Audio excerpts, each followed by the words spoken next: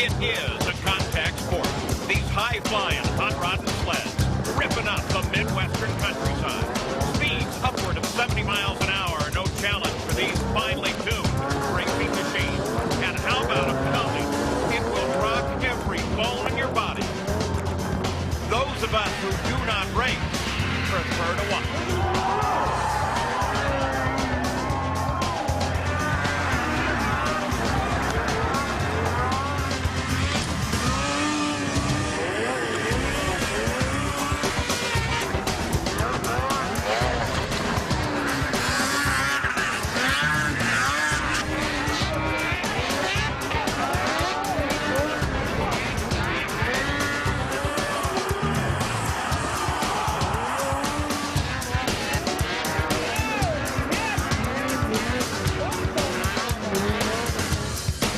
The Superman and 1999 WSA Snocross triple champion Blair Morgan focuses now on a new season, one that will bear a renewed rivalry with Chris Vincent, the defending Winter X champion.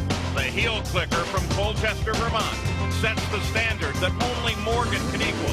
It's time to go racing, so saddle up for winter-style motorsports. The WSA Snocross Worldwide Tour takes to the track on ESPN.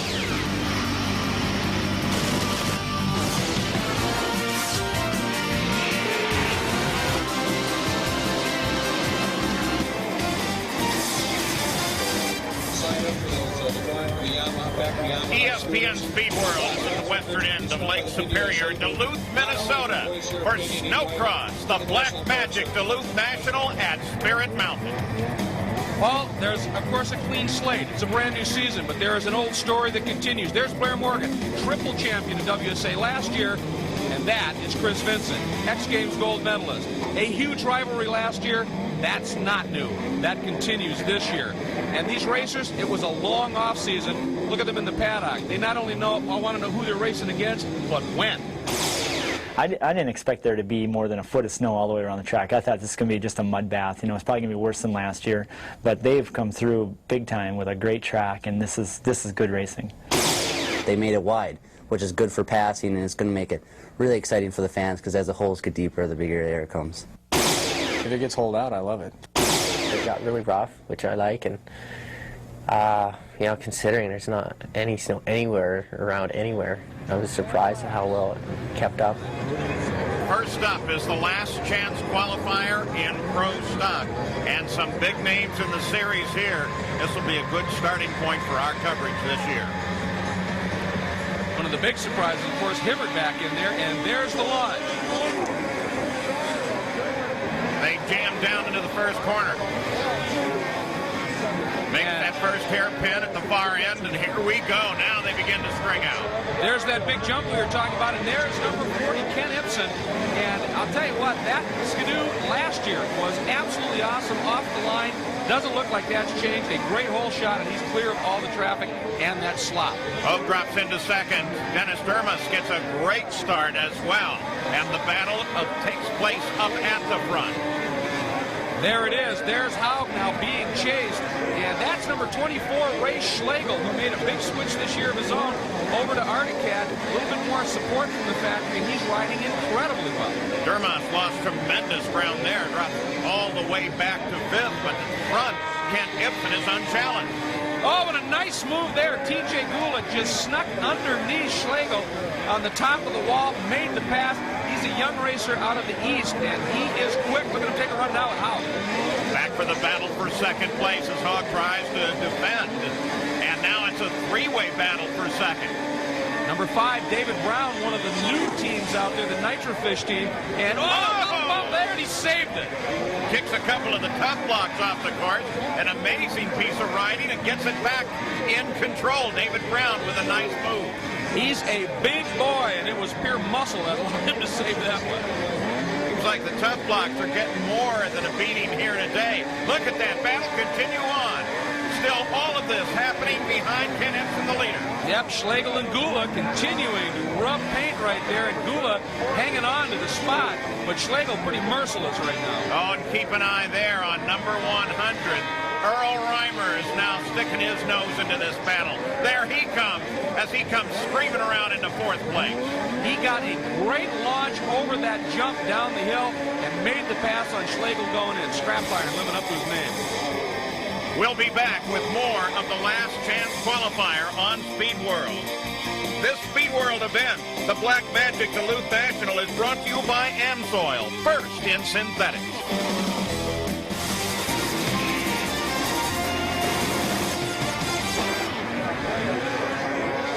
Back at the Black Magic National in Duluth, Minnesota, there's your lineup. We're in the closing laps now, the Pro Stock LCQ. And why does it matter? Well, it matters because only the top 4 go to the final. Trouble down in what is really the first turn right after the finish line. One of the Arctic Cats absolutely dead stick, and that's a huge problem. And there is 100 Earl Reimer at war right now with the number 44 Skidoo right in front. Look at them give chase down in that first turn, and that sled is still parked down there. That is Ray Schlegel. Tough break for the independent. And he is definitely an obstacle as Reimer continues his battle and tries to get up into third place. Oh! As Reimer tries to move to the inside, then suddenly we've got a guy flying through the air. 44 Gula feeling the heat, and what happened here, you can see he was nose high, and as he comes down that track, hits that kicker, throws him off, he can't control it, digs in right there, and now that's a pommel horse ride down there. New guy pressure gets to him, ends his day in the LCQ. He's lucky he wasn't injured as he bounced off the nose of that sled, but he's up and walking around. The yellow comes out there, 2 laps to go now. The battle back at the front. At the front, it continues to be Ibsen, then Haug and Reimer. You can see that battle, but joining them now is Todd Wolf. And he's closing up a little bit, and Reimer taking a run at Haug. Oh, Reimer takes a big run at Haug. Haug gets in trouble, gets up high. Reimer has gone into second. Wolf moves to third. It's part of the problem with those big holes and then the big berms on the outside edge of those holes.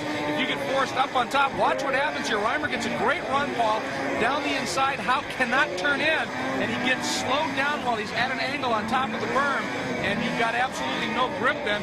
Gravity takes its toll, and he just tips down into the hole. Yeah, that sled airborne quite a bit, bouncing there. You can't slow the sled when it's in the air. Well, and as a result, Paul, obviously you get up on top of that stuff, and it sucks the momentum out, and you're just dead stick. Meanwhile, Ibsen, a huge lead. And now, well, Reimer pretty comfortable in second. It looks like Wolf, though, having a good run in third.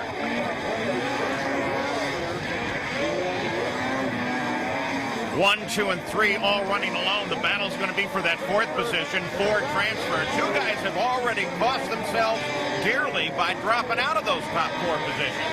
And that's Crapo, and he is closing on Brown in that battle for 4th. And Brown definitely feeling the heat, and Crapo just comes off. Oh, 3 mistakes now have cost dearly.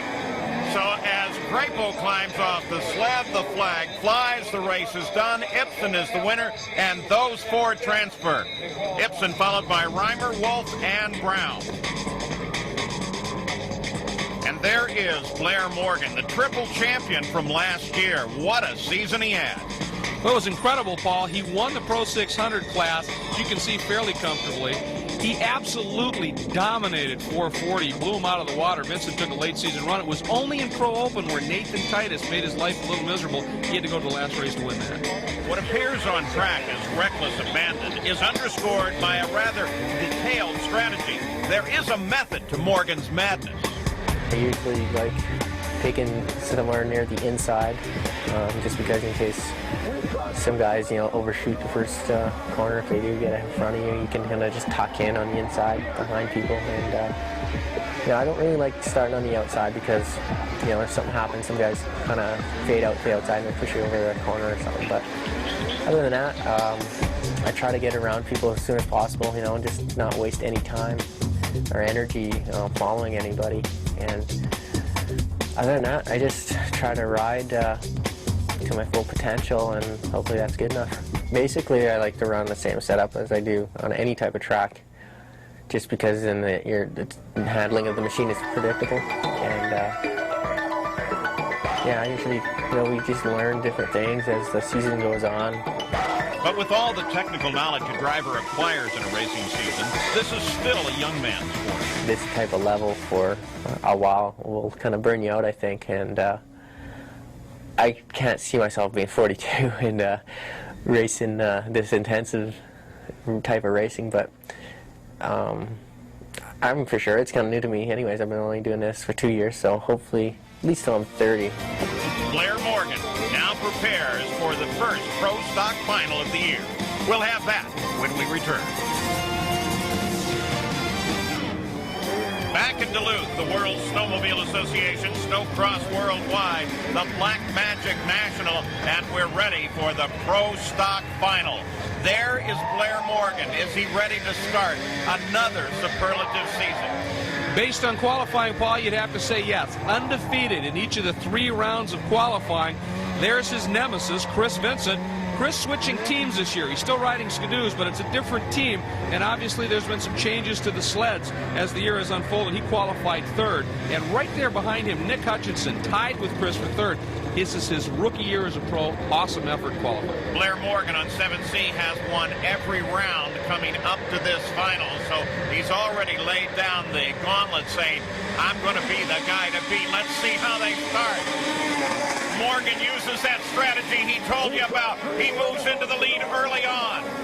Nice move around the outside. Right there, the red sled. That's number 4, Greg Hyde on the Polaris. Awesome start as well from the outside, but he's under huge attack from Heikkinen. Heikkinen moves high. Sits 4th right now. Vincent stuck in traffic as well. Now Heikkinen makes his move. There he comes right down the inside. So unusual to see Tony 1 on an Arctic Cat and 2 on that Millennium powder-colored Arctic Cat. Very unusual, but he is now 2nd. Good look at Heikkinen there, and you can see Vincent has now got it on Hyde as well for 3rd. Vincent puts that move on Greg Hyde, drops into 3rd place. Blair gets in trouble. He almost came off, and what happened, he was leaning into the corner, and this is man-made snow, and it tends to grain up and get a little soft and sloppy, and I think he just lost momentum, and he almost went over. Heikkinen looking very hard. Gets a touch in midair. That was Vincent, who was coming on the outside of that jump, and they just nudged. Now Vincent tries to go underneath. And Heikkinen is able to hold him off on the high side. Blair looks like he's got a good lead, but it's not all that strong. Heikkinen is working him. Vincent working very hard on Heikkinen, and Earl Reimer's moving in. If Heikkinen and Vincent continue banging around on each other like that, that's going to play right into Blair's hands as he's going to be able to draw things out. But now you can see Heikkinen has opened up about a 3/4 sled length lead, and you're right, here comes Reimer, chased hard by Dennis Ekstrom, one of the new Amsoil riders. And they urge Ekstrom on back at the front. Morgan, Heikkinen, Chris Vincent. Earl Reimer is starting to get into the fight as well. Here comes on 100 Reimer. Reimer closing up just a little bit, the factory teammate to Blair Morgan for the Canadian Arctic Cat program. And while Morgan might have the speed, there's nobody tougher or more game than Reimer. Problem there looks to be Tate. Justin Tate, exactly really what happened. We saw it earlier. You get up on top of that soft man-made snow, it gets a little granular, and it just sucks the momentum out of the sled. And while they're making snow here, they could have done with a little more snow than they have coming from the heavens. It was brutal, and really the only reason, and many reasons, this race got off is because Spirit Mountain was so dedicated to making snow and Lemco snowmaking, who brought the guns and oversaw the program. Otherwise, we wouldn't be here, and we're awful glad we are, because this battle is starting to heat up. They're catching some traffic now, and that can always play a huge role. Traffic is going to be critical here in the final. It always is. And if you are having trouble figuring out some of these sleds, we're with you on that. The changes this year have affected everybody, but it's still Blair Morgan on 7C. That's a familiar number and color. Yeah, a lot of changes in brands, colors, and programs, and you can see traffic is already being a factor for our lead group of 5. We'll be back with more of the Pro Stock Final after this.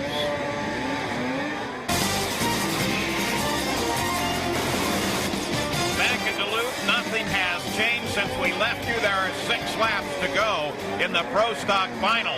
And traffic is the real issue, though. Blair Morgan right now is cruising free. Chris Vincent, and off one of the Arctic Cat riders went up. That may have been Reimer. Reimer had closed up, but he may have just come off the sled. Chris Vincent clears the hill back to the front, and Blair Morgan, Tony Heikkinen rides in second. And And we have seen Vincent closing up like he has right now. He continues to draw in on Heikkinen, and then they hit a slew of traffic, and Heikkinen playing traffic like a chess master. He's doing incredibly well. Tony Heikkinen runs in second place. Remember his terrific run at X Games? And a little bump there. Yeah, between teammates, don't like to see that very much. Did you see Morgan just correct the angle of his sled midair, hit a bump, a little kicker, and started to rotate on him, and he just reeled it back in using the legs, that stand-up style. That on display once again. It always amazes me here, like in Supercross, you can change direction with the throttle in the air. This is back on lap 2. And that is Vincent coming over trying an outside move, and you see Heikkinen starting to run a little bit to the outside. Nothing they could do, an incident, but it was a heck of a bump. And now you can see how close Vincent was at that point. He's dropped back, he closes again. Focus up on Heikkinen. Vincent just behind him. Blair Morgan is beginning now to pull away in front. He's opening up a huge advantage. And what happens when you get that big lead, obviously, then when you catch traffic, you can play it smart. When you're in a battle like Vincent is and Heikkinen is, you've got to get by as fast as you can, and sometimes it actually slows you up. You try a move, you get the door slammed on. You can't set the passes up as nicely as Morgan can because he's got that lead. He can be patient. Chris Vincent trying desperately to catch Tony Heikkinen. Traffic very definitely a factor here, and Blair Morgan still running away with it. Now, Heikkinen got that margin stretched out a little bit in that traffic, but now not a lot in front of he or Vincent, and you can see Chris has, in fact, closed it up a little bit. Nice move there by Hutchinson to move well wide, let them get through. Hutchinson on 312 goes high, lets those battling for the front come through. Always important, especially on this track. And Vincent just got hung up by Aaron Shield a little bit.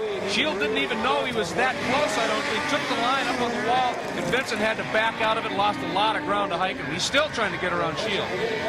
Chris Vincent slams it in low and is then moving up to the high side, able to get finally back in contact with Tony Heikkinen.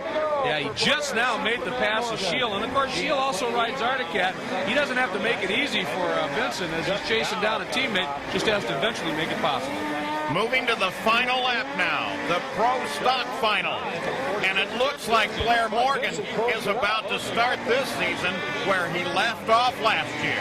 Last year when this was called Pro 440, he dominated it, and he takes the win again, and a convincing win at that. So Blair Morgan is already showing that he is the guy to beat, followed to the finish by Heikkinen and then Chris Vincent. Boy, Vincent closed it up quite a bit in that final lap, but just fell short of that second place. But Blair Morgan has won every run he's had here this weekend as we show you the official result, and grabbed every point that he can. Now, to talk with him, here is Greg Kramer. Even though you had a good start starting the second lap, looked like you almost came off in turn one.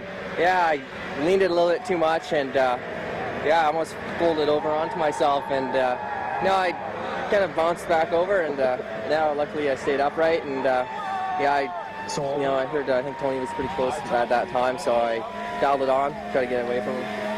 Well, and obviously you pulled out to a pretty nice lead, and it looked like you got through traffic nice, and then at the end when you did get hung up a little bit, you had the space to be able to take your time and pick your way through.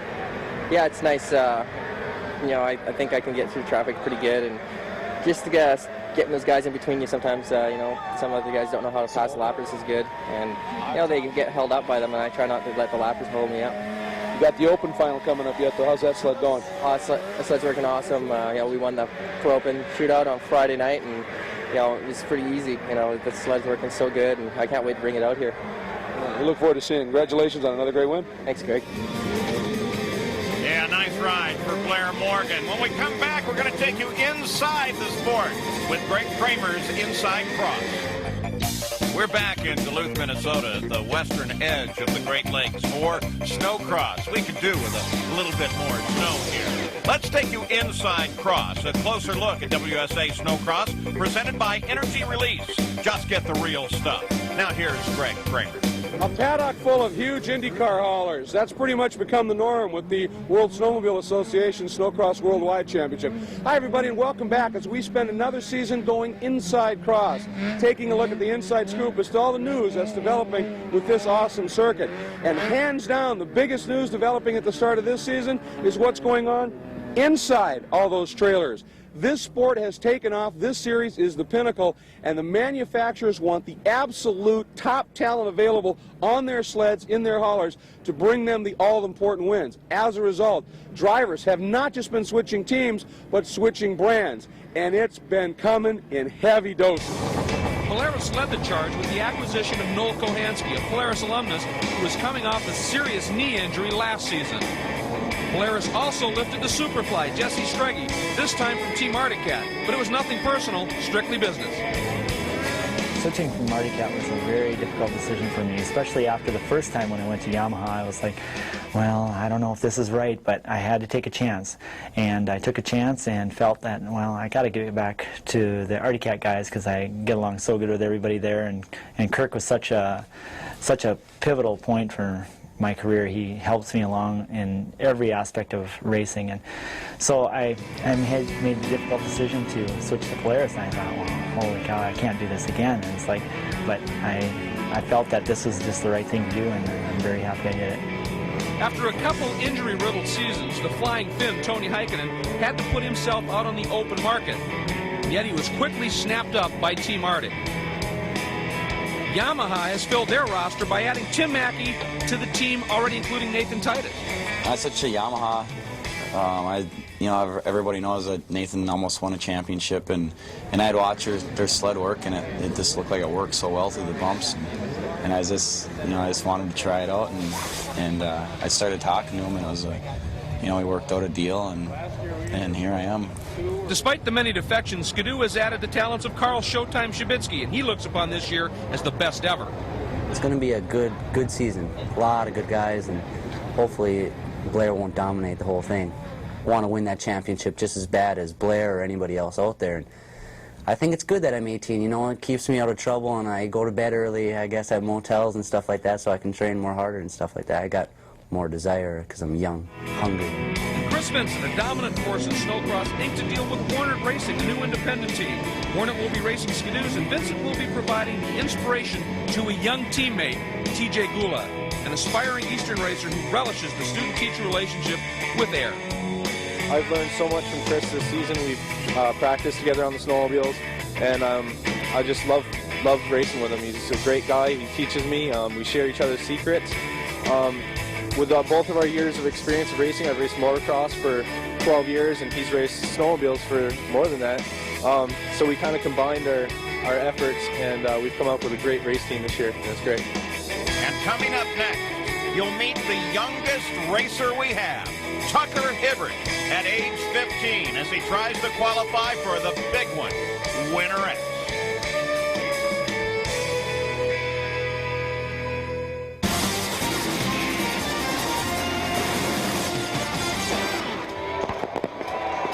Under a cold night sky in Duluth, the fireworks only add to the excitement because the Winter X qualifier will determine 5 to add to the 16 already qualified from last year for the X Games. And here is the lineup. 5 of these will move to Winter X. Here we go. Very close down to the inside. Look at that nice move by Ekstrom. Used the inside, protected it, and he might just get the lead coming off that big jump. Oh, he went hauling inside of Tate. Here comes the rest of the field through, and it's Ekstrom and Justin Tate, 1 and 2. The two teammates, you hear the roar of the crowd. This team based in Duluth. Ekstrom from Duluth, and that's Tucker Hibbert has gone over. So already some contact in what is going to be a desperate run here in Duluth. Another fellow off the sled. 71, Dave Wickles on that black and yellow Skidoo. He gets tapped by 17, Wolf, and they're both down. So they tried to clear the course at this end. And here's what happened. Let's take another look at it. You see Ekstrom. There's a nice move by Vangen on the Norwegian Yamaha team entry. And here's the move. Wolf gets actually into Kohansky. Wickles does actually. Wolf tries to dive underneath. Does not have the room. Tags him. Chris Hugo Vangen, the Scandinavian champion, here's back at the front of the field. That's Ekstrom and Tate. Then Vangen, who's been very impressive in the qualifying rounds. And Dennis Ekstrom. Duluth is home. He is loving this. Boy, the sled, though, everywhere on a track. Whoa! And now you see Tate in Bangin dove underneath him, and it literally took the skis away from Tate. He had nothing to dig into the snow with, and he just tipped over. Watch as we go back to the replay here. You can see that's Ekstrom's sled. You can see it's bouncing around seriously loose. And here comes the move. You don't even see Bangin. Here he comes, takes the skis. All the weight goes to the nose, and he goes right over the top. Tate's down. Bangin moves to second, behind Ekstrom as the leader. You see how Ekstrom landed that. This snow, it's late in the day, as you can tell. There's been a lot of racing on it. It's mostly man-made, and it really gets sugary, and it doesn't have consistency to it. You hit, and it'll give. Good run there by Noel Kohansky on the Polaris. Let's remember now, he started his career on a Polaris, went to Skidoo for a number of years, and he's back and looks to have found a home again. And Big Noel is one of those guys that really wants to make it to the X Games. He loves that event this year at Mount Snow in Vermont. You see Tate still struggling to get back and underway. Meanwhile, teammate Ekstrom checking out at the front over Hugo Bangin, and look at the gap. Back to Kohansky in third. Kohansky brings her around now, two in very close competition. Then Luke gets down low. He and Wickles tagging pretty hard right there as well. And look at Wickles, though, trying to counter, hits one of those bales, tries to get back underneath, and Lentz shuts the door. Wickles on 71, Ben Luke on 168. Remember, top 5 go to the X Games. Oh, and Wickles responds ball and tags Van Lent, pops him out over the edge, and Gula snuck through. Yeah, Gula moved right in there, took advantage of that little contact. So it's Wickles, now Gula closing, and right behind Gula comes the 15-year-old phenom we were talking about earlier. One of the nice things about the X Games, you don't have to be a pro, you can be a semi-pro on these open sleds, and that is Tucker Hibbert, son of the legend, Captain Kirk Hibbert, and Tucker is simply remarkable. 15, look at that pass on Gula. Oh, look at that kid. You think, still he's not a fully developed, you don't want to say he's not a man, he certainly is that, but think of the strength it takes and how good he has to be just to get where he is. He is remarkable, Paul. We just saw Ekstrom take the win. Hugo Bangin runs second. There's Kohansky in third. A lot of room there. There's Bangin takes second. You're going to see, I think, Kohansky, a lot of room for third. But now, Paul, is that great battle for fourth and fifth. Yeah, here comes Wickles, and sure enough, the 15-year-old Tucker Hibbert makes it to Winter X. Absolutely remarkable. He was undefeated in qualifying for this race, ended up sliding back at the start in that incident, and came back for a top 5. Awesome. And those are the 5 that will join us in Vermont for Winter X. Coming up next on Snowcross, it'll be the Pro Open. We're back with a record crowd here in Duluth as we're getting ready for the last chance qualifier in Pro Open. But during the qualifying, we're going to take you back to round 2. A lot of equipment got damaged. Well, these qualifying rounds, it's high pressure. You see the off right there quickly by Justin Winter, and he got trapped there as well. But now, number 32, Mackey, look at that. See, he clips the camera. He's running on the outside of the track. And believe it or not, the camera somewhat survived. Yeah, if you were a camera, watch Mackey coming down the hill. This is what you would have seen.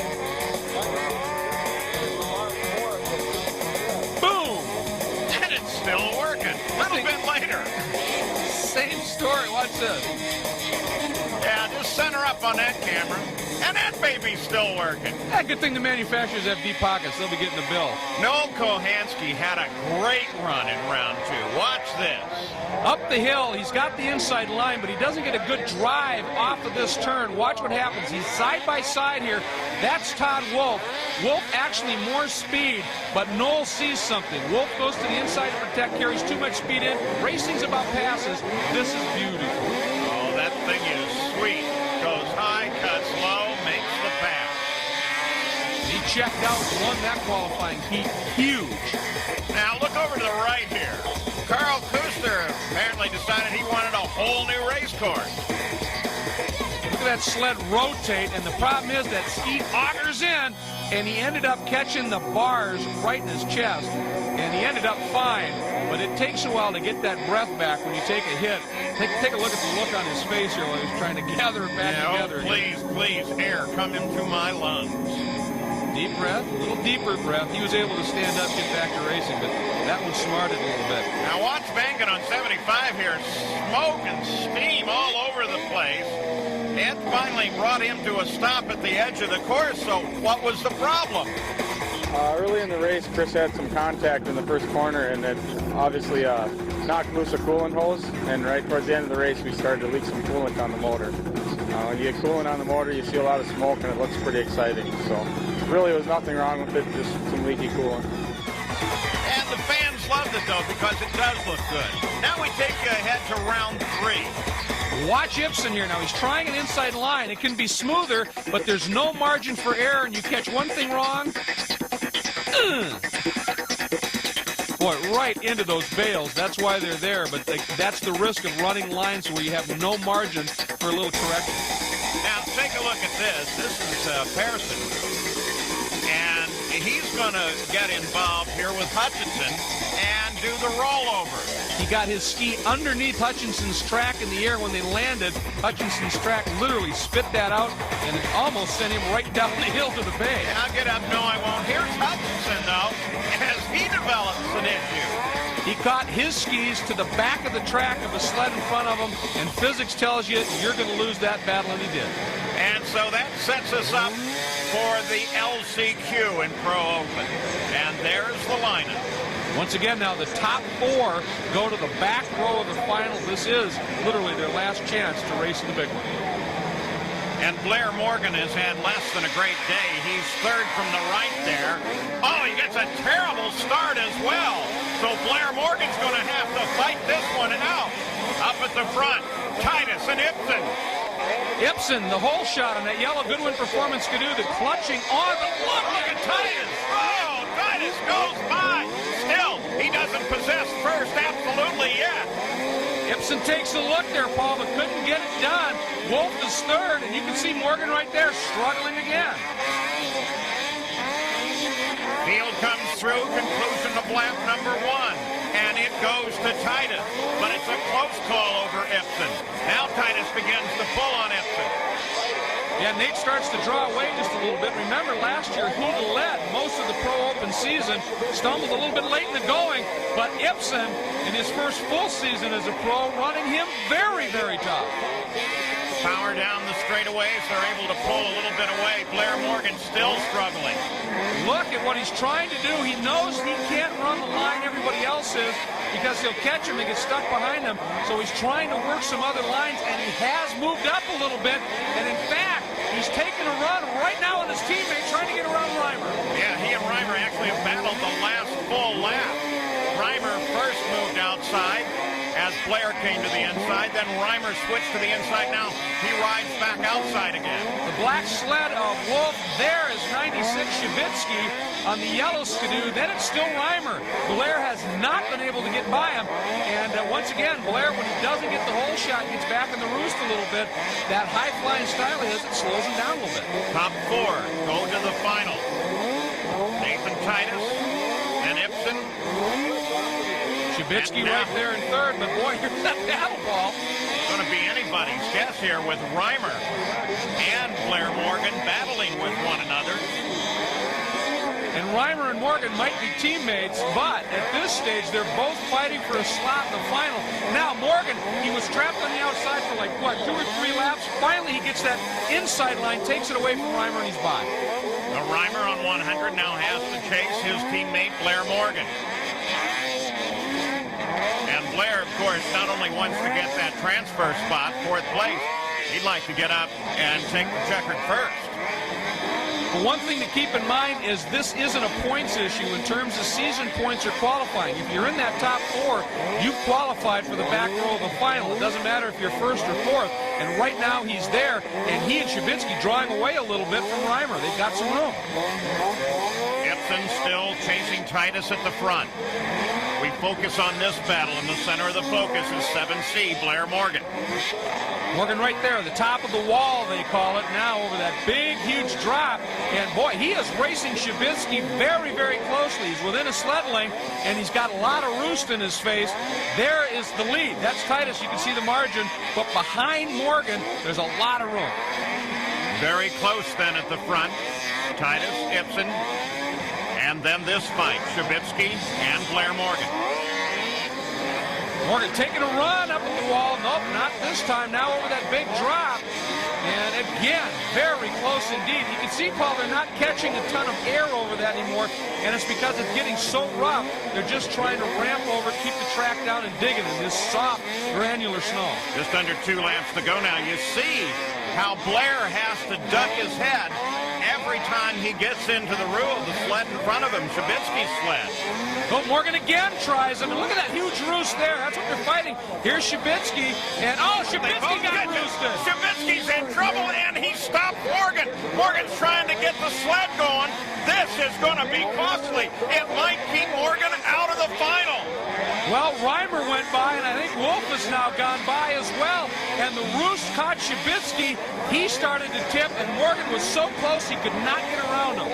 Finally, Morgan is back underway, but this is going to be a futile run at this point. First race of the season, and there is no way that Blair Morgan is going to make it. Titus takes the checker. Ibsen is in too. So is Reimer and Todd Wolf.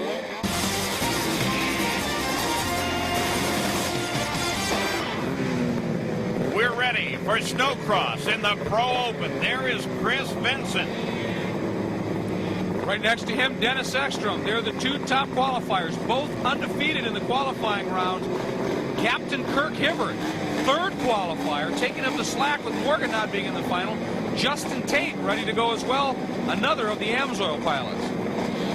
This guy, Paul, Chris Hugo Vangen, a revelation in this open class all weekend, and in this qualifying, 2 wins in a second, the Norwegian Snowcross champion.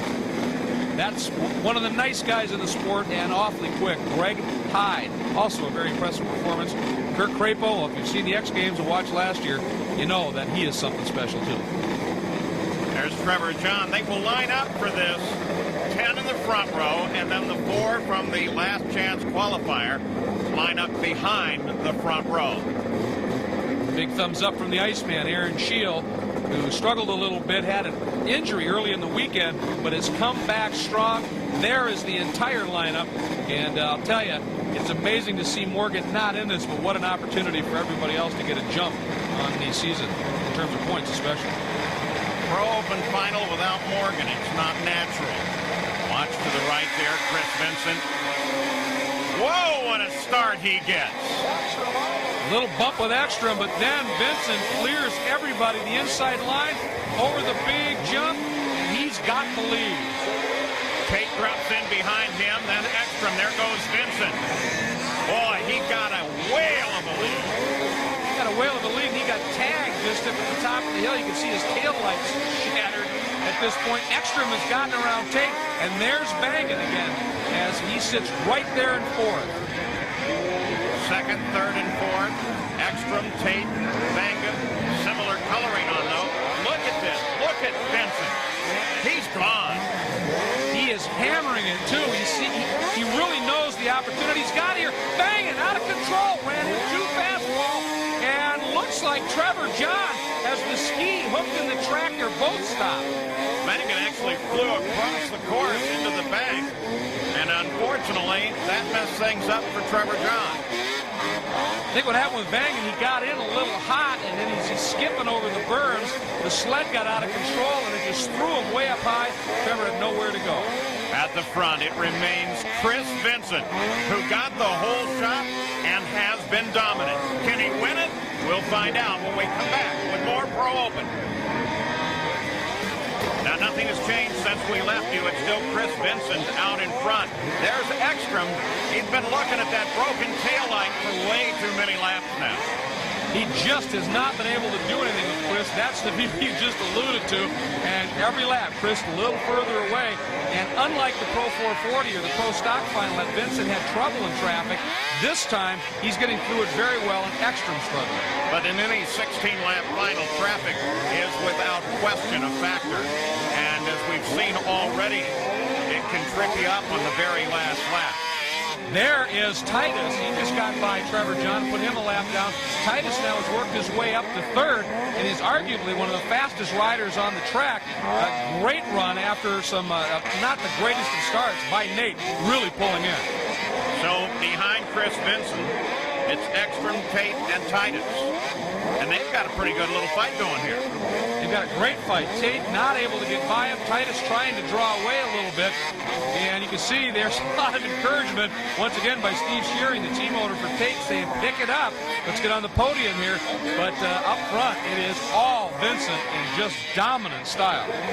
You saw it right on the start. Chris Vincent, a little contact, took the taillight off there. That's why you're seeing the white light rather than red being displayed at the back of the sled. Racing in darkness here. Darkness comes a little earlier in the winter.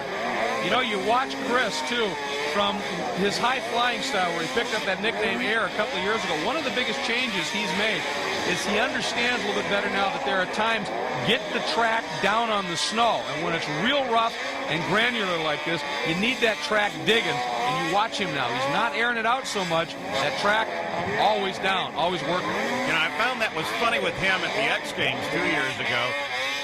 I asked him about that. You know, you got the nickname Air Vincent, you throw that thing in the air, but every second you're in the air, that's really costing you an overall lap time. Oh, yeah, I understand that, but then he'd air it out anyway.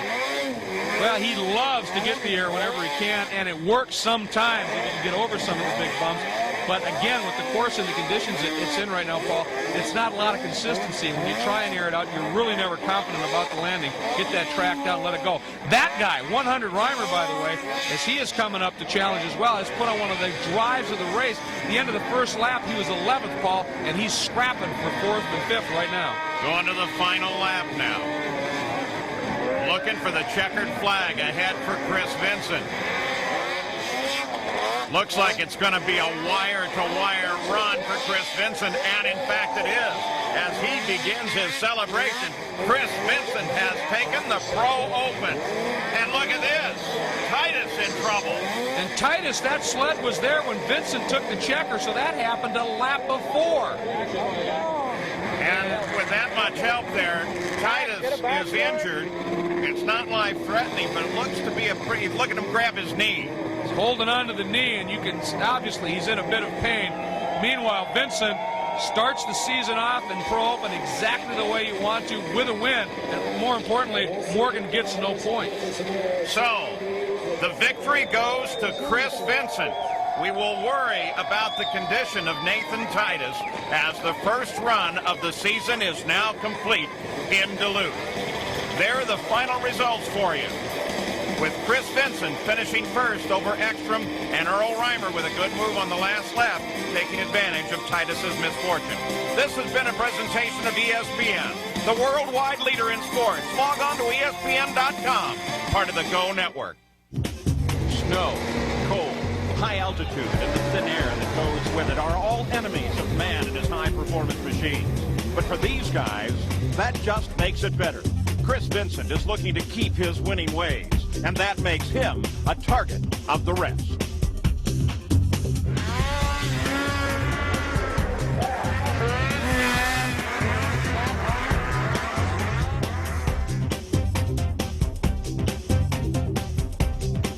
The pros of the snow are ready to go.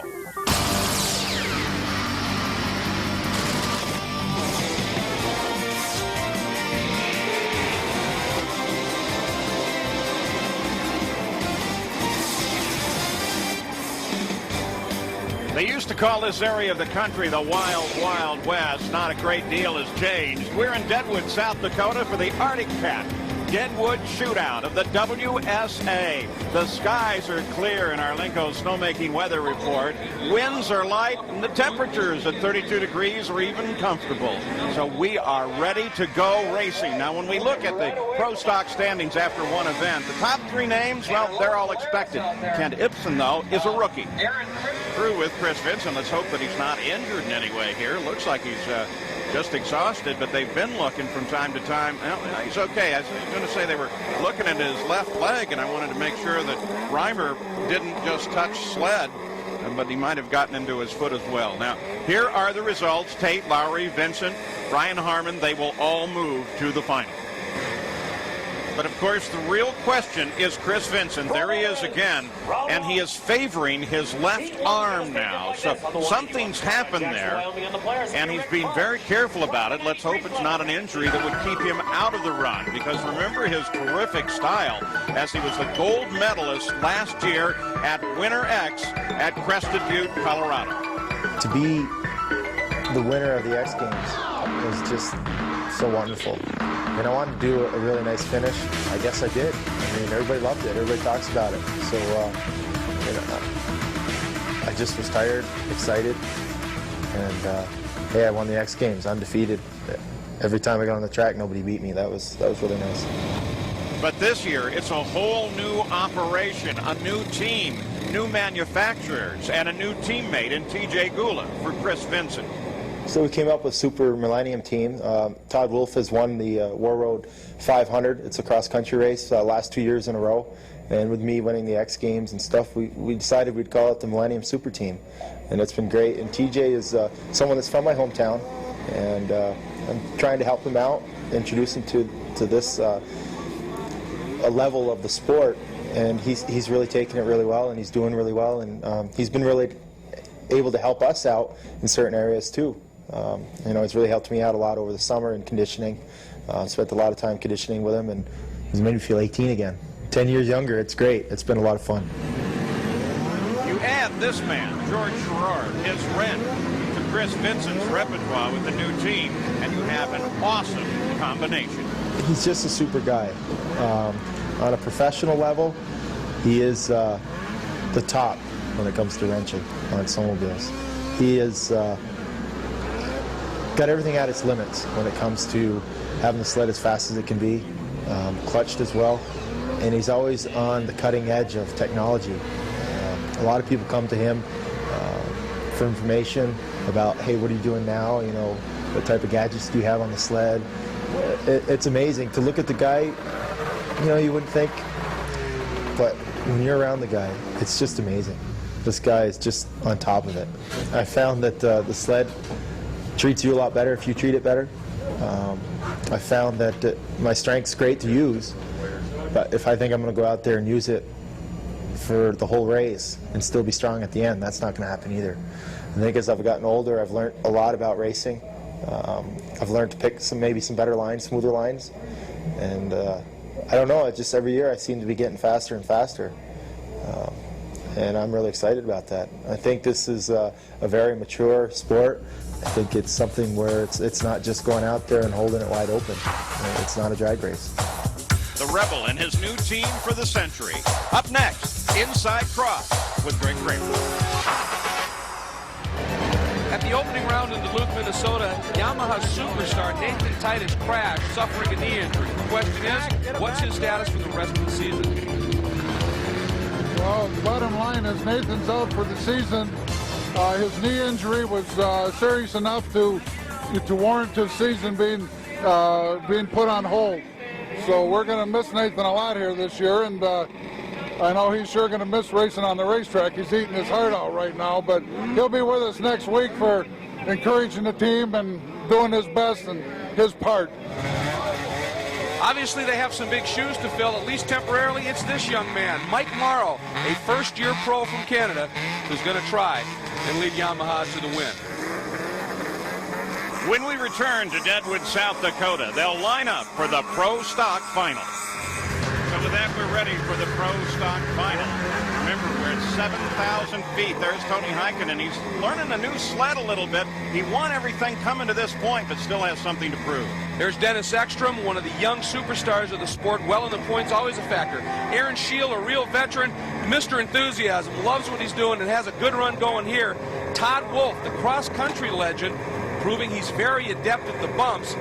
Now, this guy coming at you, Blair Morgan, won it all in this class in Duluth.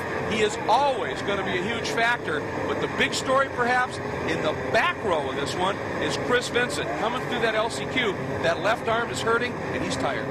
Yep, there are a lot on the mind of Chris Vincent as he starts from that second row. They're lined up, looking to the flag now. Come on, we're going to go green flag right.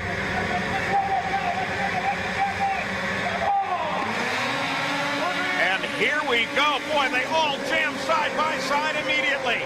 A big gaggle sends several of them back. Heikkinen actually got squeezed, and he ended up going around one of the course markers. Had to wait for the field to go by to get in clear. That first place qualifying effort is gone. But meanwhile, Blair Morgan from the outside got the whole shot. He leads. He leads strongly. That's Todd Tupper right behind him, coming up in second and closing. Then there's Kirk Crapo, the guy that Heikkinen got into it with. And there is a look at Morgan. There's that unmistakable stand-up style. And the longer the race goes, Paul, the rougher this track gets. And that plays into Morgan's riding style. He won it all in Duluth. He's looking for a back-to-back double to start this season off in Pro Stock. In fourth place, Todd Wolf. You saw him just a moment ago. And the rookie, Kent Ibsen, sits in fifth. Ibsen has really been strong, a bit of a revelation this season as he makes his first full-time jump up from semi-pro. There is Crapo, then Wolf, then Ibsen, and they are all having a very good run. And there's Vincent, who is already up to sixth. So from the back row, Chris Vincent on the move. Can he do what he did in the last chance qualifier? Blair Morgan, though, is tough. He was in the first race of the season. It looks like he's going to continue it, operating that way here at Deadwood. That was great for Vincent because you know he's tired, he's hurting a little bit. He needed to get through some of the pack quickly, then to be able to work through the rest of the pack here without really taking a huge toll on himself and possibly that arm.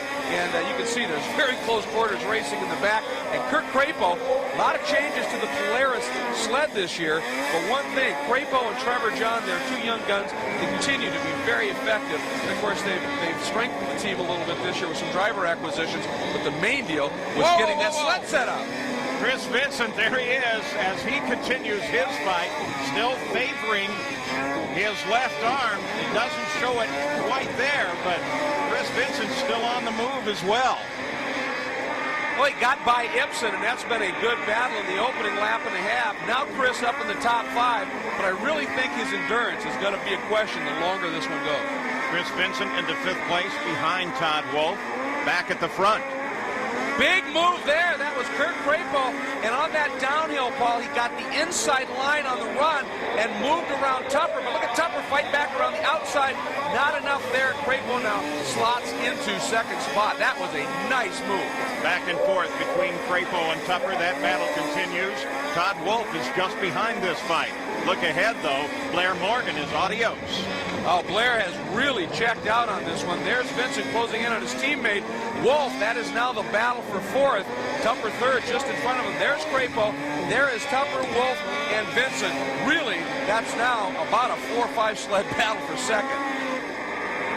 So the question at this point is, can Vincent hang on? Boy, Wolf just puts it up on its tail as they climb the hill. And Vincent comes sliding into the side of Todd Tupper. He gets it back on again, but that had to hurt that arm even more. I would think so, and it also cost him a couple of spots. And the problem is, of course, all the while, Blair Morgan, with no pressure, he can focus on line, so he does better than anybody else. He's opened up a huge lead. Yeah, with that conflict, Kent Ibsen grabbed fifth place back. Here it is again. I think what happened is Vincent saw his teammate Wolf pass Tupper, forced Tupper outside a little bit, and Chris decided to try and squeeze up the inside as well, take advantage of opportunity. Tupper never knew he was coming and shut the door. Back to the front, Kirk Crapo still being worried by Todd Wolf. Blair Morgan still the leader. We'll be back. We're back at Deadwood, South Dakota with 5 laps to go in the Pro Stock Final. You're looking at Blair Morgan. He's the leader. He's been the leader right from the start. The battle has been behind him. There's second place, Kurt Crapo, followed by Top Wolf. And they've broken off their fight for the moment. Dennis Ekstrom is now up in 4th, and Chris Vincent is trying desperately to hold on to 5th. Number 40, Ken Ibsen, who's been really Chris's nemesis throughout this race. He has never been more than a sled length or two off of Chris's flap at the back of that sled, continuing to apply the pressure. But 25 Ekstrom has worked by both those guys while they were battling. He took advantage of some great opportunity and has moved up. And also, Crapo now has opened up that margin a little bit over Wolf. Boy, he'll like that as we get down to the final few laps of this one. That's Ray Schlegel. He's off the edge of the course. No factor in the top 5, and he does get back into the action. That's a shame. Ray has really been a revelation this season, making the switch to Cat. He ended up 4th qualifying position. Tough break. And look at this battle now. 3 sleds. That, I think, is Tate. There's Heikkinen right in the mix as well, and Tate's off. So Tate goes down. Blair Morgan continues to lead. Tate grabs his wrist. Now it looks to be he's okay. Back to the leader, Blair Morgan. Look at the lead that he has over second place, Kurt Crapo. Wolf in 3rd, Chris Vincent behind Ekstrom, holding on to 5th. 3 to go now.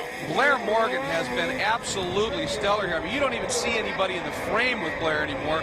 There's Kurt Crapo running in 2nd. But you can note, look at how Crapo is working a little bit harder over all the bumps. There's Wolf, a little bit different line. There's the great ride by Ekstrom, then Vincent. But the interesting thing is when you look at Morgan, it's smooth. He is picking again some unbelievable lines. And Vincent not able to make up any ground on Ekstrom. In fact, now Ekstrom's gone away. Interesting, too, the different variety we've seen of lines between Crapo and Wolf. Of course, part of that necessary because you don't want to run up into the snow dust of the sled in front of you, and then part of that is just trying to figure out how to get around faster. Here comes Wolf up the hill, and he continues to use the power of that Ski-Doo to stand it on its tail as he closes on Crapo. And Ekstrom now closes on Wolf. Yeah, Wolf can't relax. Ekstrom is really coming at him hard. Ekstrom arguably probably the fastest sled on the track right now. And Tony Heikkinen is pulled off. Now remember, he had that contact with Tate. When Tate crashed, he may have damaged the suspension on that Arctic Cat. Looks like he's done for the day. Here comes Crapo. Look at Wolf and Ekstrom, though. Ekstrom puts a nose on Wolf, gets past, and Ekstrom picks up 3rd place. Dennis Ekstrom worked that pass beautifully, and it all came from his line out of that last turn. He squared up underneath it, Paul, got a great run on Wolf, and as you can see, not only has he made the pass, he quickly has opened up 3-4 lengths, probably because Wolf wasn't expecting it, cost him some momentum. Oh, Ekstrom is the man to watch now. He's on the charge. There comes Todd Wolf as he tries to get that position back from Dennis Ekstrom. Ekstrom is now beginning to fight with Curtis Crapo. He'll be on top of him at the bottom of the hill. Meanwhile, Blair Morgan, Air Blair, if you will, just opens it up more and more each lap. Now we fall back to the back. And look at that. That is the gap now between Morgan and this battle for 2nd. It's immense. And Crapo cannot relax because there's no question Ekstrom is really starting to come in. Although Crapo now running the line that Ekstrom likes. But oh, Ekstrom just taped it. Paul got it underneath. Boy, Ekstrom with a fast move. Crapo is not going to give it away that easily, though. They come side by side there on the final lap. A switchback as Ekstrom comes to the inside, brakes hard, and makes his move. And look at this. Crapo's in trouble. Ekstrom goes on. In the final lap, Curtis Crapo had a great run in 2nd place all the way to this lap, has to give it up to Dennis Ekstrom. Crapo just flat spun out, 2 sleds trying to occupy the same piece of real estate. He still recovered. He's in the top 5. And Morgan, huge win. Blair Morgan takes the win at the final jump, followed by Ekstrom. Here he comes. Wolf is lined up behind Ekstrom, Curtis Crapo, and then Chris Vincent. But take a look at this. This is showing you the distance that Blair Morgan had over everybody else, as now Ekstrom takes the flag, followed by Todd Wolf. There comes Curtis Crapo, and Chris Vincent is over the line in 5th place. Not, I'm sure, the position he would have preferred, and then I think maybe his injuries may have had some effect on that. going to take you back to that final lap. Here is Wolf and Ekstrom as they came flying down the hill behind Crapo.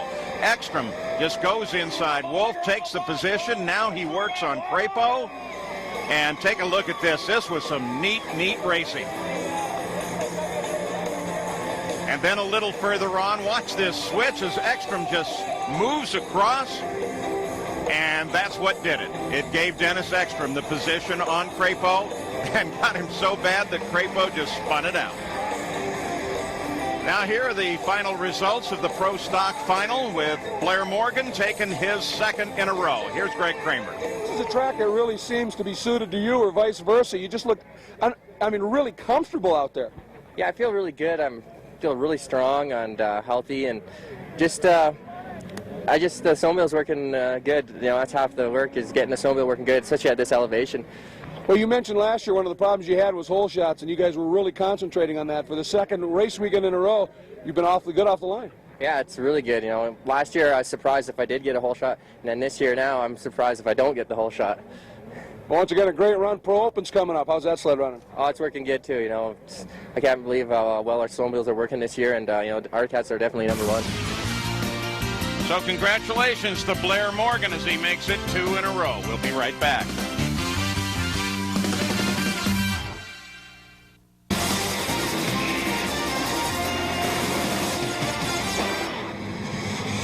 We're back at Deadwood, South Dakota. These are the standings in Pro Open after just one event, with Chris Vincent on top, followed by Ekstrom and Justin Tate. So we're ready for the Pro Open last chance qualifier. They move to the line. And in this, it's 6 laps with 4 transferring to the final.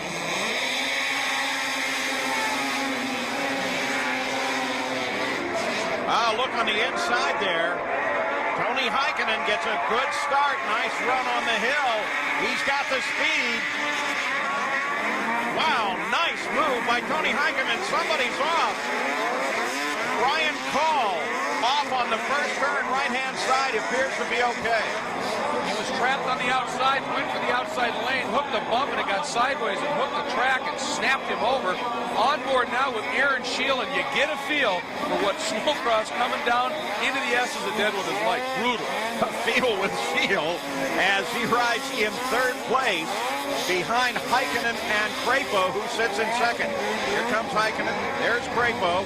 Scheel gets caught up back there. He got crossed up over the jump, and it forced him out wide in that turn that right after the jump, and both TJ Gula and Carl Kuster snuck underneath. There they go out of frame. You just saw Scheel in the background. There is Canada's Carl Kuster, who teams with Blair Morgan. That's a tough team to be running with, but Heikkinen, he has found a great line on that uphill, and that's where you can truly make up a lot of time. So back behind Heikkinen, here are the 2 different battles. Gula working on Crapo and Scheel working on Kuster. Down through the S's, Heikkinen now starting to feel some heat from Kurt Crapo. Both of them, Paul, opening it up over that battle for 3rd, but Crapo's closing in a bit. And TJ was on the attack there, but then he had to back off for some reason, and that left Crapo alone, back with Aaron Scheel, who's falling backwards. Boy, you can see the height that they're getting over that big finish line double. And then when they land, it is with a grind. There's no question. Now look at Ray Schlegel. He's demoted Scheel, moved up into 5th, and he quickly is closing on Gula. Carl Kuster comes through there. There's that battle. Ray Schlegel on the number 24. Again, we look back toward him. Whoa! Takes a few solid hits coming up the hill there. He finally sets it, gets it planted.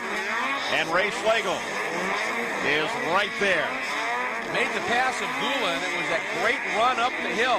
And it really sets up that last right-hander out of the S's. If you get out of that better than your competitor, and you can find the lane up that hill, you're going to pass him. It's all exit from that corner, and of course, grunt up the hill. Just as his moniker suggests, Tony Heikkinen is flying, but Crapo is very definitely working on him. Here comes Kuster and Schlegel. There's TJ.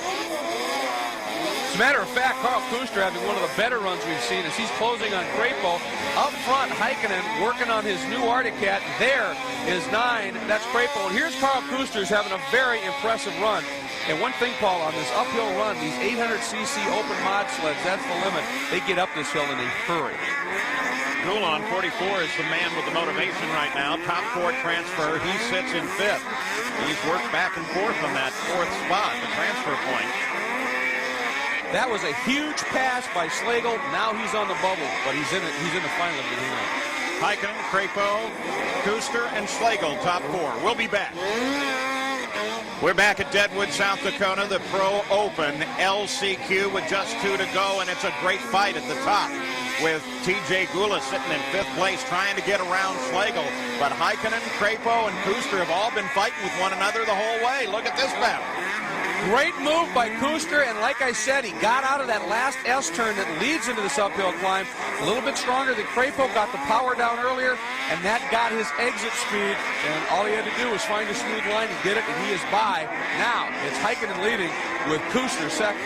Yeah, but as we saw there in the last shot, Kuster substantially closed down on Heikkinen. Crapo is staying with him. Back here is Slagle. And Gula is just behind Slagle.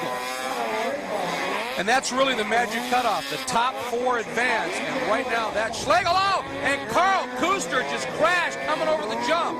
Kuster was second, and he's down, Paul. You got a glimpse of Kuster in the center of the course there, but he will drop back in the order. He's still not going at power. And so that will turn to a tremendous advantage for especially T.J. Gula. Tony Heikkinen as he looks for the checker. Sometimes you need a little bit of help through the misfortune of one of your competitors, and Gula just got it. As you see now, Crapo's second, Slagle's third, Gula is 4th. And Aaron Sheila, I think, is just too far behind TJ unless he gets some help. But Tony Heikkinen tiptoeing down the hill a little bit. He understands. He's going to go to the final. He doesn't have to worry about points. He's tiptoeing to the finish. Yep, save some of that energy, save the sled. As Tony Heikkinen takes a checkered flag, here comes Curtis Crapo. Slagle is next. There he is.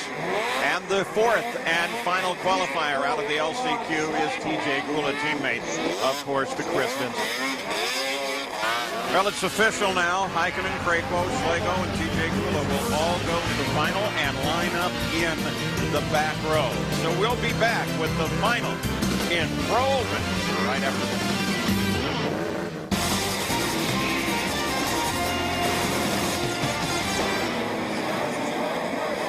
At Deadwood, South Dakota, the WSA Snocross, we're ready to go with the Pro Open final as the racers all move to the line.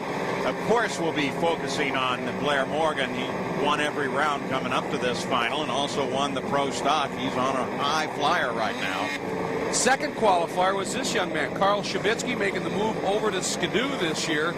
Chris Vincent also on Skidoo with a new team. He was 3rd qualifier, and you know Chris is certainly going to be a factor normally. Dennis Ekstrom, as we get the thumbs up from Chris, Dennis, through these kinds of consistent qualifying efforts, Paul, finds himself very strongly placed in the points. A good run here. Who knows what could happen. And Greg Hyde, he's from Rapid City. He worked hard to get this race here 2 years ago. It's home, and he's having a very strong day in terms of qualifying in the Pro Open class. And Noel Kohansky was here last year. He suffered a season-ending knee injury. He's happy to be back and in this final. So now we're set to go. This is the Pro Open. Temperature right at 32 degrees. It's a beautiful day. And all the racers set with the second line behind the first. Look over on the far left. Blair Morgan lined up way on the outside. That's not like Blair. Look at this as they come up the hill. Oh, good fight here, but look at the launch that Blair Morgan got as he screams up the hill and takes the lead. He takes the lead. Tate slots into second. That's Kohansky third. And they come ramping around up the top. Oh, and Heikkinen. Tony Heikkinen gets caught up somewhere and is well behind the remainder of the field. He just got forced wide, and then he got up on top of one of those berms, and there's no grip up there. It just falls away from you, and that's it. You talked about the start that Morgan had. Normally he likes the inside. In the Pro Stock final, he was forced to the outside lane due to his poor qualifying. He chose it in a rare move for this start. What did it pay off? Well, as they still try and sort it out behind the leader is Blair Morgan. Ken Ibsen's in second place. Kohansky's in third, right behind Ibsen. There comes Ibsen. There's Kohansky. and the rest of the field comes through. Greg Hyde just made a pass on Justin Tate in the second of the S's and has moved himself now up into the top 4. It was a nice pass. And Ken Ibsen sitting in second as we watch Tupper now working over. That, I believe, is Justin Tate in the battle for 5th.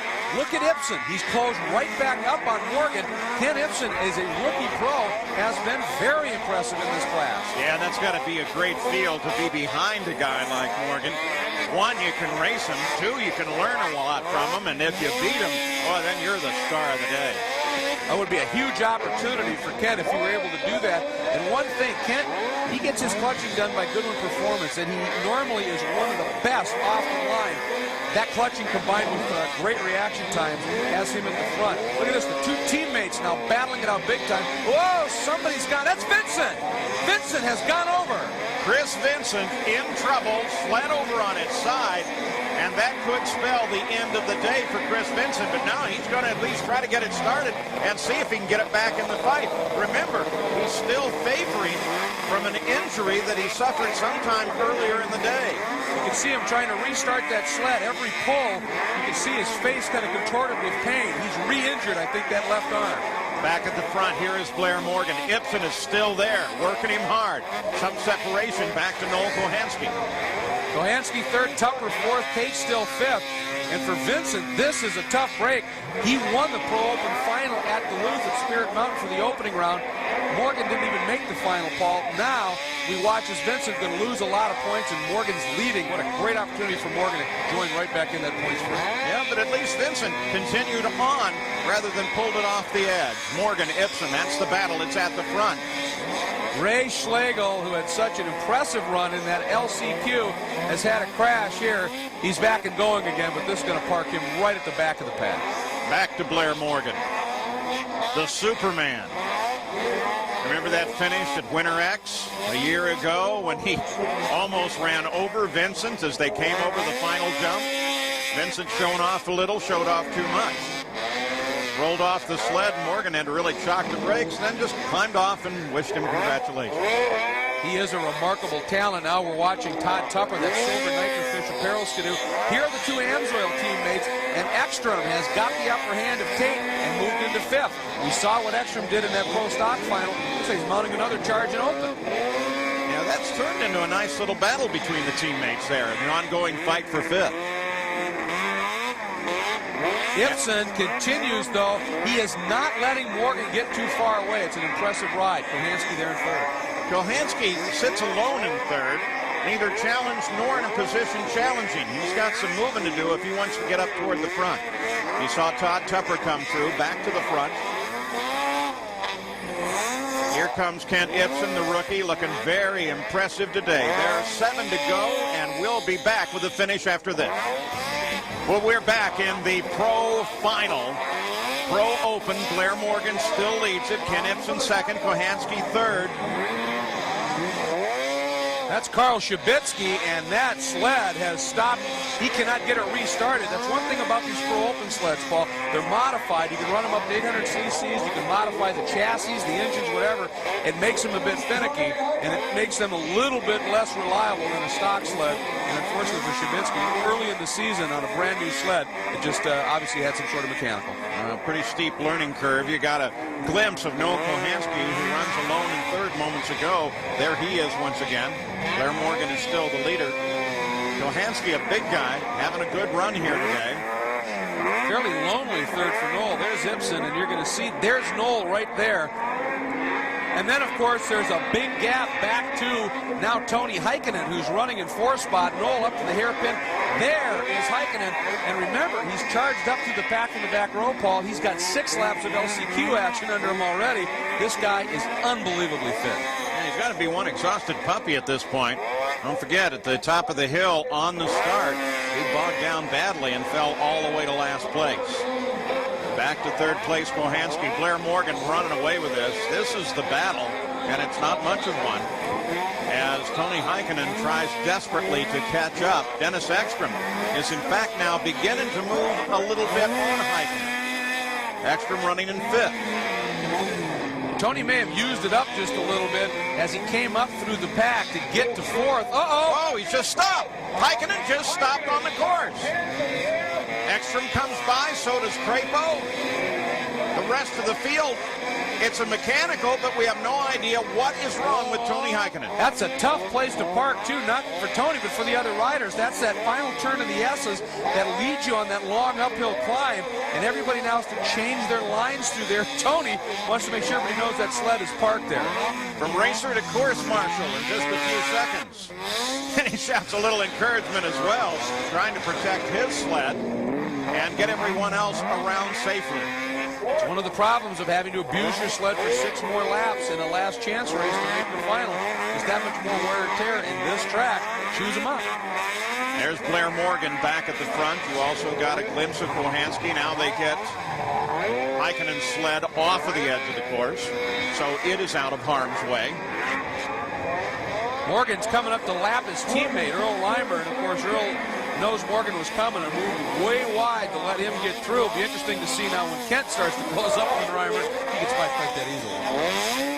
Well, Ibsen should be over the jump shortly here, though he's still a long way back. Blair Morgan is showing his style, running away with this thing. There's Kent Ibsen. While we were watching some of that other action, Morgan really turned the wick up, and Ibsen losing touch in a big hurry. Kohanski still sits there in that lonely third. Kohanski with the right side of the sled slapping just a little bit. Looks like one of the bungee cords might be disconnected there. No problem with the sled, no impact on the competition. Blair Morgan ahead of him, Ibsen, and then Kohanski still runs alone. Ekstrom and Crapo moving forward with the mishap involving Tony Heikkinen. And that's mechanical. We still don't know what it is. We'll try to find that out for you. Morgan gets the indication of 1 lap to go. We're on the final lap with Ibsen second. And you know what? Obviously, Noel would love to win this thing, but if he holds on to a podium finish, this was the race, as I said last year, where he broke his knee, ended his season, to come back with a podium in the Pro Open final. I think that's going to be pretty sweet. Yeah, that'll be a substantial personal victory for Noel Kohanski. And what'll run for Kent Ibsen as well, as the rookie still sitting in second place, unchallenged, not challenging the leader. So 3 good stories right there at the top, with Blair Morgan just looking as powerful as ever. Dennis Ekstrom in fourth, and it's this kind of consistency where he chips away at points that has him up in the points. Look at Morgan. He's got such a big lead. He's letting the crowd just saying hi. I'll give you a few waves, talk to all of you. How are things going? Nice to see you today. Oh, by the way, I am the winner of the Pro Open Final at Deadwood. A little no-foot neck trick just for fun at the finish. And Kent Ibsen, he makes the turn for the checkered flag. Nice run. Nice finish for him. We watch for Noel Kohanski because he'll be coming across. There he is. And as Greg mentioned, this is a great personal moment for him owing to the injury here 1 year ago, but he's going to have to fight for it. Whoa! You know, he almost let Ekstrom get past him, but he just barely got the ski out in front of him. Now, what about Tony Heikkinen? It looked to be mechanical to us. Last time's qualifier, I had a little bit problems, and I broke chain partially, and we didn't have parts, and didn't have time to really fix it, so I had to go out in the final and try to make it through the final with the broken chain, and well, I didn't make it, but I had a very good run though, and sled worked great, everything was working great. It's just too bad that we didn't have everything with us. So. But it was Blair Morgan's day all the way with Tony Heikkinen's failure. Blair Morgan takes the win, followed by Ibsen and Kohanski. Let's go to Greg Kramer. Blair, Kent Ibsen kept you a little bit more honest in the early going of this one, but when it came down to it, you were finally able to check out again. Yeah, I was surprised to see him back there, and it's good that he's doing well. And yeah, I was feeling really good, and have a fast sled, so that helps a lot, get me up that hill in the start. And I started on the outside again, and it looks like it's working for me. I was going to ask you about that. You know, we were talking about it. Your normal MO is to start inside, but after that Pro Open or the Pro Stock launch, that really seemed to give you a clue on something. Yeah, it's not a very sharp corner anyway, so it's pretty much straight up the hill, and the furthest outside was the smoothest, I thought, and there's a lot of traction on the starting pad too. Well, Blair Morgan's kind of the man now. He's the leader in points in Pro Stock. But in Pro Open, it's a little different story, despite his win. That win brought him into the top 10 in points finally, but Ekstrom, through consistency, is your point leader in Pro Open. You're watching ESPN, the worldwide leader in sports. Log on to ESPN.com.